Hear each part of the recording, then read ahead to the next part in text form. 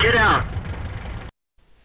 Hello tankers and tankettes, welcome to a viewer submitted replay, and as it's the 9.3 patch day I thought we'd look at a scout tank, and it's one of the overlooked scout tanks of the game, but that's kind of for a reason. It's the T21, and this has been sent in by Zdrack over on the NA server. Now before I hit the unpause button, very fortuitously there is a T20 right in front of us. I'll hide the minimap for a second there, and you'll notice, yeah, bit of similarity there. It's basically the little brother of the T20. It's got poorer armament, poorer hit points, it's got poorer armor, it's just generally poorer in every single way. It's the scout tank version, basically, in World of Tanks terms. It's on the line that goes from the M7 medium and ends in the T57 heavy, and it's not a particularly good scout tank. Now this is 8.6, this is before any of this scout matchmaking changes, so that's why there are T50-2s on each side. And also bearing that in mind, this is a tier 7 match, this is incredibly good matchmaking. These days I think it sees only up to what, tier 8, tier 9? It might be tier 9, I can't remember off the top of my head. But I'm almost certain it used to be worse. When I played through it to get to the T71, I really did not enjoy it. In fact, I still am on the T71, I've not been pushing down that line at all. So, what is it that makes this a mediocre scout? It's just that it's not particularly good at any one thing. I mean, if you're in matchmaking like this, well, we'll see what can be achieved. I mean, this is a far from mediocre match, but this is definitely an exceptional match. Now, the gun in theory isn't terrible for a scout. It's the US mid-tier 76mm gun. It's got 128 average pen and 115 average damage, and that's actually better than some of the other tier 6 scouts get. So, in of itself, that's not bad. But the thing that kinda kills this tank and makes it frustrating is it's got very poor top speed. It's only got, I think, a top speed of 55, and it doesn't accelerate particularly well up to that top speed. In fact, you'll see here that Zdrack, he just about gets up to 55, and then any kind of slight bump and he immediately loses a big chunk of speed there. He kind of drops 10 kph. And this has been quite bold, actually, trying to get to this particular area. If there was a T25, I always said a T25-2, no, the T50-2. If there was one of those around, then it would be along in this position way before he could get here, and he would have been spotted and he would have died. And that's the problem with it. It wasn't a good active scout, and it isn't a good active scout because of that poor top speed and that poor acceleration. But it's also not a good passive scout because you can't get to those early spotting areas particularly well, again with the speed and acceleration. The maneuverability is alright, it's just the speed that kills it. So you end up having to rely on your ability to do damage and support the team that way rather than scouting in a lot of situations. And that's where the gun becomes frustrating, because although I've said, you know, it's not a terrible gun for a tier 6 scout tank, when you are unable to really do much as a scout and instead have to try and do something as a damage dealer, when you're seeing, you know, high tier tanks and you've got this gun and not really much mobility to work with, then yeah, that can get, again, frustrating fairly quickly, and I didn't have a particularly good time playing through this myself. But, you know, the T71 comes after it, so it is kind of worth it in the end. So, we see here, he's trying to basically get some fire in, and that's the top deck he's shooting out of a KV-13, and the gun's not especially accurate on this either, but even on the top deck that managed to bounce one, but he gets the kill, so that's alright. The minimap's looking a bit weird, frankly. We've got a T29 in an odd place, the T50-2 is going for our artillery, being chased by the VK2801, and we do have a pair of heavies up in the top northwest corner, but there's nobody protecting their flanks, so they can really easily be surrounded. And we can see from the minimap there was a T29 in the town from the enemy team as well.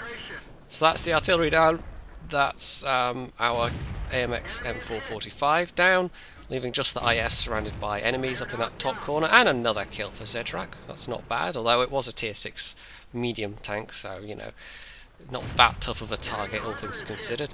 A good pen at that range on an E2, I think he must have caught the side armour. And he decides he's going to have to be, I don't know, get to the opposite side of the valley, be a bit more aggressive here, because it's not looking good up on the plateau. It's looking like the enemy team, and there's our T21 down. We've run out of top tier heavies at this point. It's looking like that they might just be able to roll down there and cap if they feel like it, and almost certainly they can get back and decap if our mediums try to do the same. So this is looking very, very bad at this point. He has, however, done nearly 1,000 damage, and any game in this where I'd done nearly 1,000 damage, you know, I'd be pretty pleased with that in its own right. But he's not done yet, believe me. So we see here, yeah, I mean, these are kind of medium tank speeds. It's a light tank, and okay, it gets the light tank camo bonus, and the view range of 390 is okay, but it really moves more like a medium tank. Oh, well done, enemy T20. just threw himself off and blew up.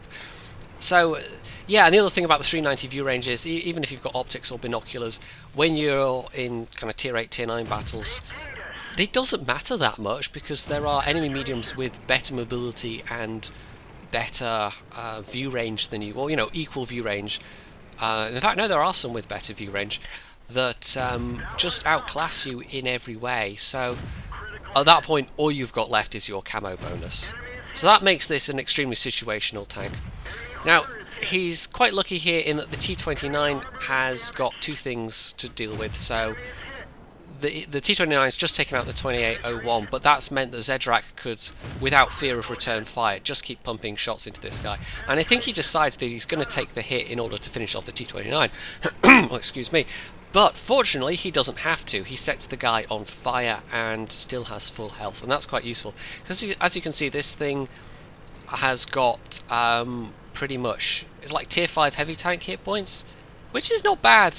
But when you're seeing some of the high tier tank destroyers can just, you know, easily one-shot you, and even if the T29 would have taken off, what, 60% of his health with a single hit. So you can't, it's one of those situations, and the lower tier scout tanks have always had this problem, that you can, with the higher tier ones, you can maybe afford to take 1 or 2 hits at risky periods, but with this, with the T21, I think with the rest of the tier 6s, you can at most take 1 hit.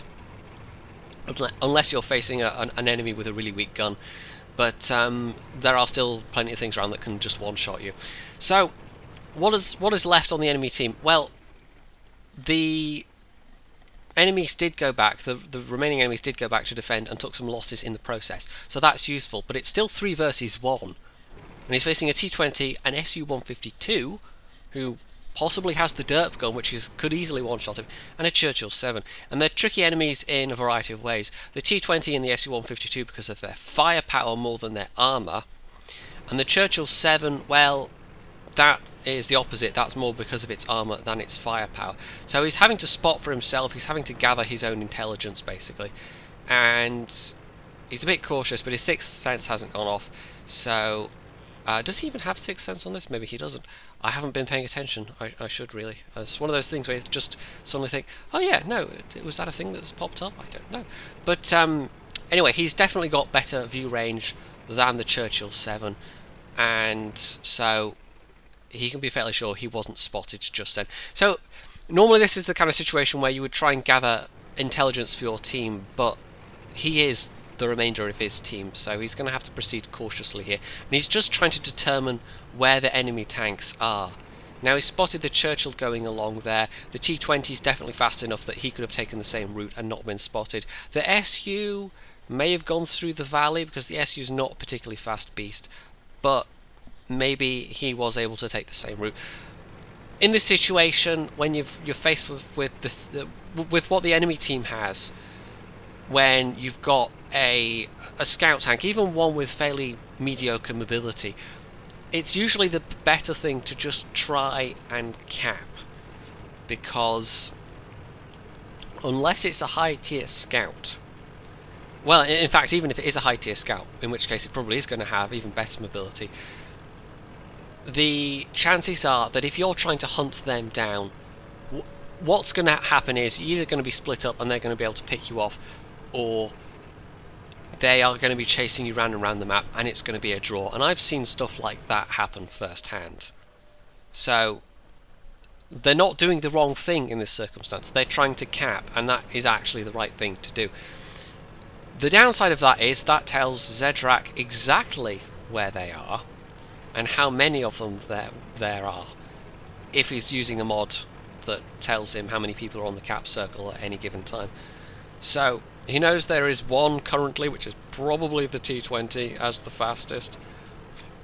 They were all, I mean it's a safe assumption to guess that they're all going to go that way, because okay, maybe one of them could have stayed to defend, but 3 of them capping gives them the very best chance of actually winning by cap. However, it's a turn up for the books for Zdrack that the SU-152 was really, really low health. We already knew what the Churchill's health was, and fortunately for Zdrack, you know, the frontal armour of the Churchill's a real problem for this gun, but he had shots on the side and rear of the Churchill's turret. So that's one capper down, and he's been able to reset the Churchill, but the T20 must be there as well, because he hasn't taken off that many cap points. So he's going to have to, yeah, there's the T20, also low health. He's going to have to take a hit here. He can't not do it. And he takes one from the Churchill, and he's going to take one from the T20. And the T20 doesn't actually seem to have the top gun. So he's managed to reset the T20, and the T20 is now a one shot. But that still leaves the Churchill with his tough armour. And he just goes for it, takes out the T20, accepts that he's going to take another hit from the Churchill. Because the Churchill, it's got the least dangerous gun, but it's also, in a way, now that those two are down, it's a difficult opponent because it's got that tougher armour and because it's got the fast rate of fire. This is tricky. He can take one more hit at this point. Now, I'm not quite sure why he doesn't repair his turret traverse, because turret traverse could be critical at this point. If he's trying to circle strafe this guy, yeah, I don't know. So he's got his APCR up, and he's backed far away enough that he's out of he's out of auto spotting range, so the Churchill isn't necessarily gonna, you know, but of course he gets spotted again when he's doing this, and he manages to hit the guy again. So the guy now requires 2 shots to kill, and Zdrack's got only 1 APCR left, and I'm actually kind of surprised he's got so few APCR rounds, given the nature of this gun and given the nature of the matchmaking it gets. But maybe he just didn't want to throw that many credits away on this tank. So this is, yeah, he's just trying the same thing again. He can't really get hits on the other side without exposing his own tank quite a lot. Whereas on this side he's got the slope to fall back down along, so he can do it more quickly, basically. And there isn't really the time pressure anymore. But still, we're at 3 minutes. So, yeah. Now, unfortunately, that final APCR round misses. So the rest is all going to have to be AP, and he's just got to take the risk, he's got to go for it, and he does. He uses the guy's slow traverse against him, the slow turret traverse, or slower turret traverse, and I think he actually bounces one there, and in the side armor. I mean, at that stage, the side armor is your best bet. You can't sit and try and go for the frontal armor of a Churchill 7, not when you've only got 128 average pen, so he really was just going to have to take the risk and go for it, and that's the case where, okay, the mobility is not great, but it's still better than a Churchill 7, which is not necessarily known for being a speed demon. And of course, it was a real stroke of luck to find that the SU-152 and the T20 were both on such low health also. They were the more dangerous targets, and they had the more dangerous guns, so for them to both be able to be killed in just a few shots each, well, in the case of the SU, that was a one-shot, that is, yeah, that's the kind of stroke of luck that can make or break a battle, really. So let's take a look at the scores. That was Zdrack's ace tanker. He got a top gun, he got a defender medal, and in the process of that battle he did nearly 3,000 damage in a T21. I mean, that's just impressive. Yes, the matchmaking was incredibly kind to him, but even so, he had to work fairly hard for that, and he kept all his hit points, which was fairly important because he needed them at the very end there. That was the kind of situation where he just had to accept he was going to take a hit, and for that effort he was paid off with by far the best score of anyone on the team. He really outshone nearly everybody. I think the only person that came close was the AMX M4 with 2,000 damage. The IS, the T20, they both had kind of 1800, 1900 damage, but he got nearly double the score of anyone on the team. 1800, wow, 1800 would be impressive. 1386 base XP compared to the next best, which was 835. So that's, you know, pretty good going. But the enemy team had some decent players as well. The enemy T29 did a sterling job, and it's a good map for a T29, so that's maybe not surprising. But Zdrack was actually able to take that guy out reasonably comfortably, and that fire also was lucky. And it just goes to show sometimes the best games are, you know, you can be playing at your very best, but it's that little bit of luck that really sends you on your way, that really makes it something that, you know, sometimes these matches are, you just play your heart out and it's just not quite enough. But that little bit of extra, you know, somebody gets set on fire, or you come across a low health enemy or whatever, that just makes all the difference in the world and makes it from a heartbreaking loss to an amazing triumph. And that's, I think, what we can say this was, an amazing triumph, because you would not think the T21 would be capable of this kind of match. And normally it isn't, but with the right circumstances and the right player behind the wheel and just that sprinkling of luck, it just worked out beautifully. So there we are, a bit of a blast from the past, but I'm sure now that there are going to be some new light tanks in the game that you'll be seeing some of those in the not too distant future as well. The closest one, but the furthest up of any line that I am myself, is going to be on the Russians, because I've got the tier 6.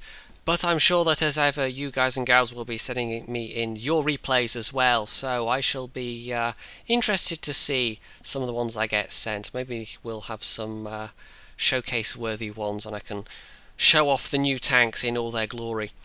So, as ever, if you enjoyed this replay, you can hit the like button, you can leave any comments below, you can subscribe to my channel, and as always, stay tuned for more.